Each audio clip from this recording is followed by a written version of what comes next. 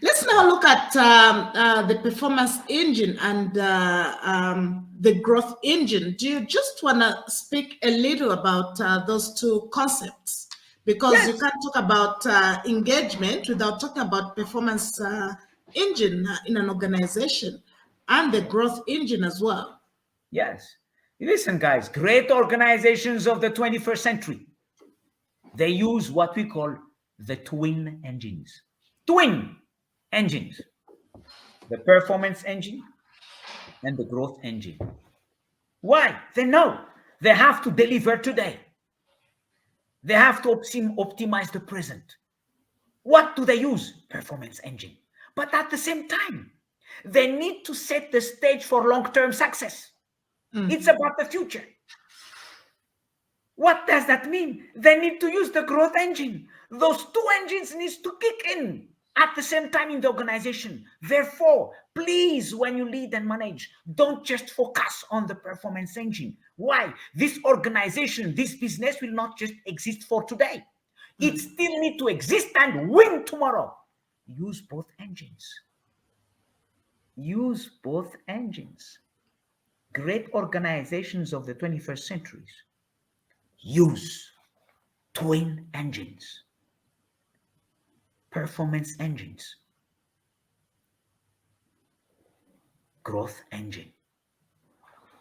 And that's our responsibility as leaders and managers, to exploit the performance engine and to explore the growth engine, to exploit the present and to explore the future, to exploit the norm and to explore the next possibility. And that's very critical in business and organizations today. Are we ready for this? Because I'm telling you this, Indra says this, your future is not created by what you do tomorrow. Your future is created by your choice, your decisions, and actions of today.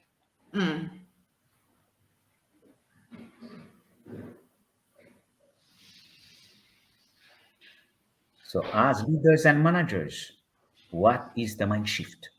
This is the mind shift. Thinking about the future now.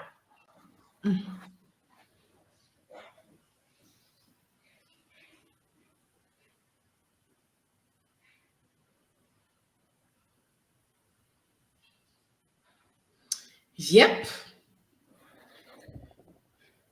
Yeah, again, it's a whole mind shift at work if you're going to be thinking of the future, because people are so obsessed with the now, the results of the now, that they don't actually have even the courage really to think about the future, because, their head is really in the sand to just look at how do we win now.